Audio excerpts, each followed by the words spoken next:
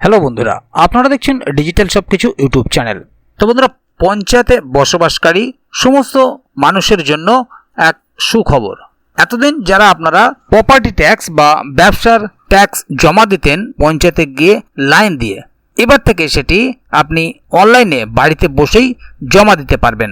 কাজেই ঘন্টার পর ঘন্টা লাইন দিয়ে আপনাকে আর দাঁড়িয়ে থাকতে হবে না পঞ্চায়েত অফিসে।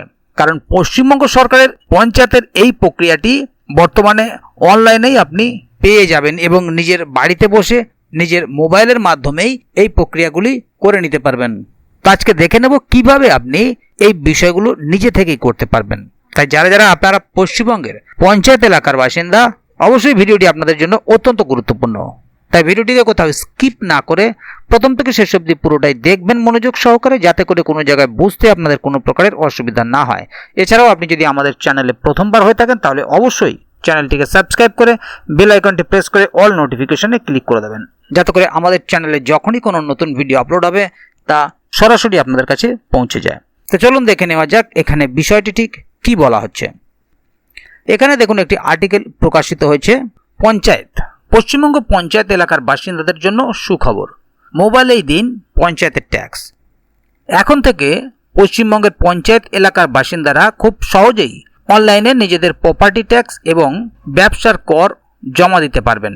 পশ্চিমবঙ্গ সরকারের পঞ্চায়েত বিভাগের নতুন অনলাইন পরিষেবার মাধ্যমে এই প্রক্রিয়াটি অত্যন্ত সরল এবং সুবিধাজনক হয়ে উঠেছে। এই ব্লগ পোস্টে আমরা ধাপে ধাপে আলোচনা করব কিভাবে আপনি ঘরে বসেই আপনার কর জমা দিতে পারবেন। কিভাবে শুরু করবেন?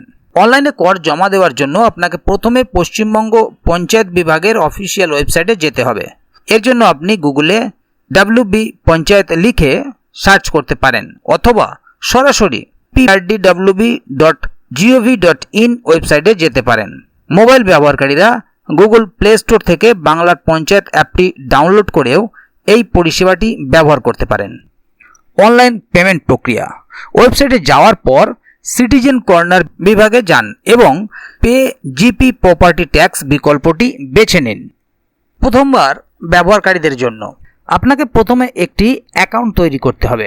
সাইন আপ বোতামে ক্লিক করে আপনার মোবাইল নম্বর, জেলা, ব্লক এবং গ্রাম পঞ্চায়েত নির্বাচন করুন।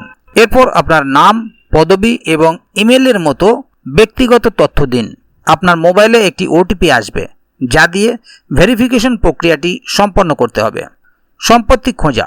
আপনার যদি অ্যাসেসমেন্ট নম্বর জানা থাকে তবে তা দিয়ে সরাসরি আপনার সম্পত্তি খুঁজে নিতে পারেন। অন্যথায় লিঙ্ক করা ফোন নাম্বার দিয়েও খোঁজা সম্ভব। যদি এই দুটি পদ্ধতিতে আপনার তথ্য না পাওয়া যায় তবে জেলা, ব্লক এবং গ্রাম পঞ্চায়েত নির্বাচন করে আপনার নাম বা পদবি দিয়েও অনুসন্ধান করতে পারেন। তথ্য যাচাই। অনুসন্ধানের পর আপনার অ্যাসেসমেন্ট নম্বর, ঠিকানা, মালিকের নাম এবং বাবার নাম প্রদর্শিত হবে, যা থেকে আপনি আপনার সম্পত্তিটি যাচাই করে নিতে পারবেন।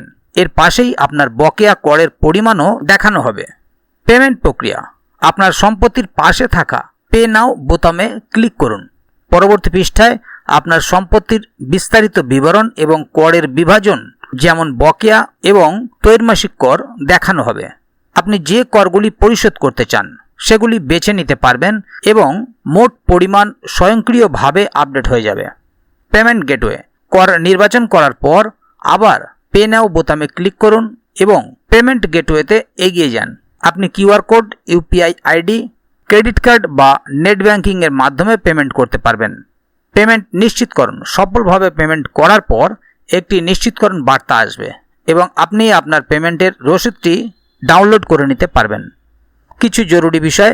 যদি অনুসন্ধানের সময় আপনার করের পরিমাণ না দেখায় তবে কিছুদিন অপেক্ষা করার পরামর্শ দেওয়া হচ্ছে, কারণ কিছু পঞ্চায়েতের তথ্য অনলাইনে আপডেট হতে সময় লাগতে পারে।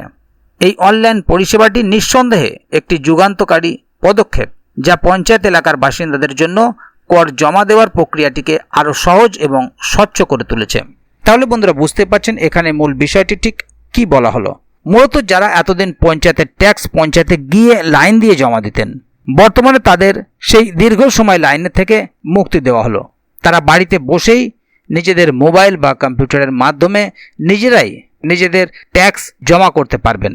তবে আগামী দিনে যদি এ বিষয়ে আরও নতুন কোনো আপডেট আসে তাহলে অবশ্যই আপনাদেরকে এই চ্যানেলের মাধ্যমে জানিয়ে দেওয়া হবে। সেই কারণে চ্যানেলটিকে সাবস্ক্রাইব করে অবশ্যই চ্যানেলের সঙ্গে থাকবেন, যাতে করে আগামী দিনে এ বিষয়ে আরও নতুন কোনো আপডেট আসলে তা সরাসরি আপনাদের কাছে পৌঁছে যায়। তো বন্ধুরা, আজকের গুরুত্বপূর্ণ ভিডিও আপডেটটি এখানেই শেষ করছি। ভিডিওটি সম্বন্ধে আপনাদের মতামত এবং আপনারা কে কোথা থেকে ভিডিওটি দেখছেন অবশ্যই কমেন্ট বক্সে লিখে জানাবেন। ভিডিওটি ভালো লাগলে অবশ্যই একটি লাইক দেবেন এবং বন্ধুদের জানার সুবিধার্থে ভিডিওটিকে শেয়ার করবেন, যাতে তারাও বিষয়টি সম্বন্ধে জানতে পারে। ভিডিওটি শেষ পর্যন্ত দেখার জন্য অসংখ্য ধন্যবাদ। আবার দেখা হবে আগামী ভিডিওতে। ততক্ষণ পর্যন্ত ভালো থাকুন, সুস্থ থাকুন। ধন্যবাদ।